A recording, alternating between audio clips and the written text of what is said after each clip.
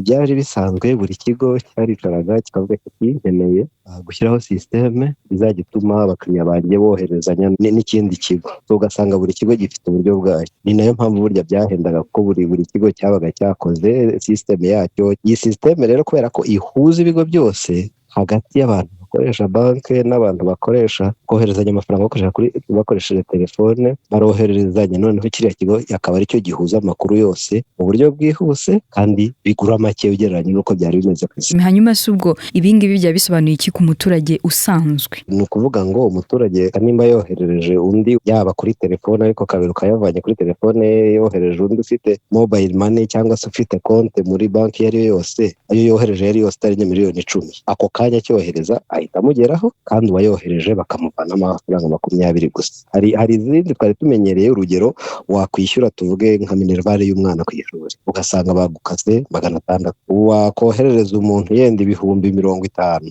ugasanga bagukase 1,500 kuri telefone. Ibyo byose rero byavuyeho, ubu birorohereza umuturage kohereza no kwakira mu buryo bunihuse, burya nacyo ni ikindi. Hanyuma se mubona uburyo bwa e-cash buzagirira uruhe ruhare mu guteza imbere ubukungu bw'u Rwanda? Kuvuga ngo ikiguzi cyo koherezanya iyo kiri hasi, abantu bose bihutira gukoresha uburyo bwo koherezanya amafaranga cyangwa e-cash nyine. Ikindi gituma abantu uko duhanahana turi benshi, ni nabyo bibyara amahirwe y'ubukungu na business n'inyungu kuri biriya bigo, ko nabyo biba bicuruza kandi uko bizamuka ni naho biduha inguzanyo nyinshi. Ariko ikindi umuntu yavuga nuko aho kugira ngo abantu bajye bagira amafaranga kwa kundi ugira inoti y'Ibihumbi 5 yenda iri mu mufuko ikatakara cyangwa igacika n'igihugu kikazajya gukoresha ayandi, urumva ingano y'amafaranga abantu bafite mu ntoki adakoreshwa iragabanuka cyane cyangwa se ikanavaho.